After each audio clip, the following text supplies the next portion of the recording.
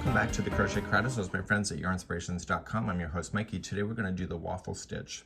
The waffle stitch is in multiples of 4, and then you add 1 at the end of the chain if you'd like to change the size. So this is a really neat idea. It's a 2-row repeat in order to do it.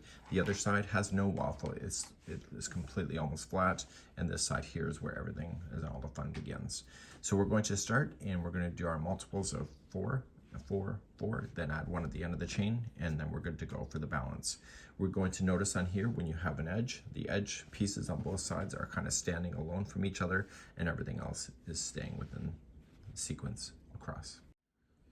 Let's begin the waffle stitch, and it's multiples of 4 plus 1. So you're just going to chain in multiples of 4. So 1, 2, 3, 4. Big enough, yes or no?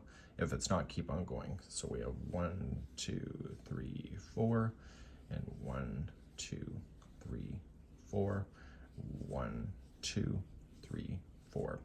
When you're happy with the width of it, you could lay it down on something to make sure you can check the size.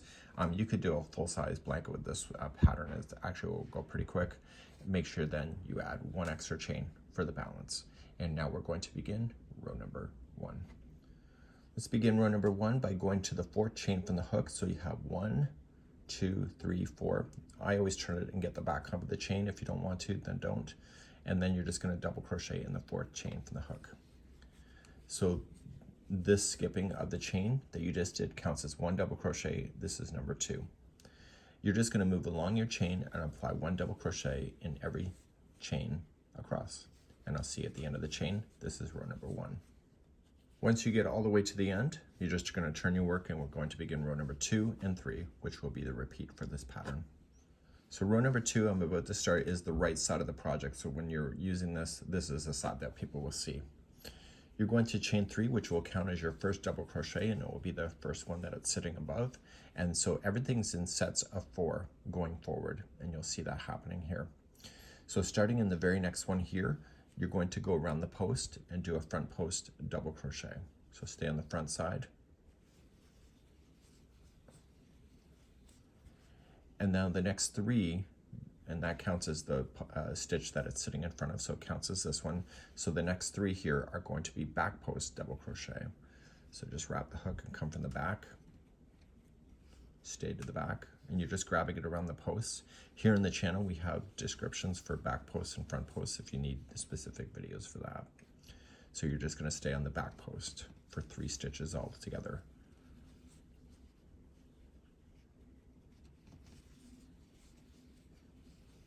So this is creating the line that you see within the front side of the sample. The next one is going to be a front post double crochet again, and this creates a vertical line going up. So the next 3 are back post double crochet. So we have 1, 2, and 3. And so after the 3, you've got to do a front post double crochet. So you're going to continue to do this all the way across. I'm coming to the end here, so if you want to put me on pause, and if you just want to keep on going, let's go. And you're just going to do the next 3 as a back post double crochet.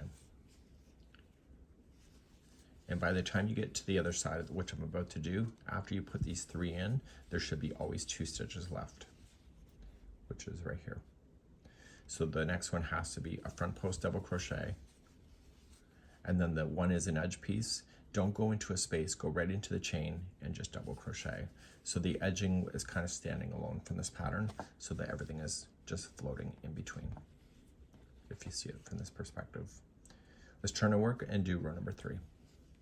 So number 3, we have to keep those vertical lines going, but the horizontal line that we created, we're not going to create when we're on this back side here. So we're going to begin by chaining 3. That's your first double crochet. And the next one here, you can feel it on the back side, but you want to keep that as a back post double crochet. And this keeps the vertical line going up. Now the next 3 are just going to be a double crochet into the regular stitch work. So we have 1, 2, and 3. And now the next one here, you can feel it behind, it's a back post double crochet. Okay, the next next 3 are just regular double crochet. So when you're looking at the back of the project, you're not having to worry about the 3 stitches that are in the middle. You just make those as a double crochet as I'm showing you. So the next one is a back post double crochet. Okay, the next 3 are regular double crochet.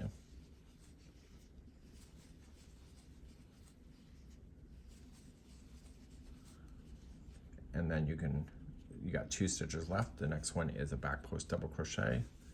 And then finally the edge stitch is just a double crochet into the chain work. And when we go to turn this around, you'll see the vertical lines are staying there, and this has an indentation that which you want within the stitch. Let's begin row number 2 all over again. So 2 and 3 are the repeat pattern, so it's exactly how I showed you before. You're just going to chain 3, and you'll do a front post double crochet around the first one here to keep that vertical line going up. Now the ones here, now that you can see the sets of 3, they're each going to be a back post double crochet to create the indentation again. So we have 1, 2, and 3. And now the next one is a front post double crochet to keep that vertical line going. So you see what you're doing here is you're just creating another stepping in the waffle. Okay, so the next 3 have to be a back post double crochet.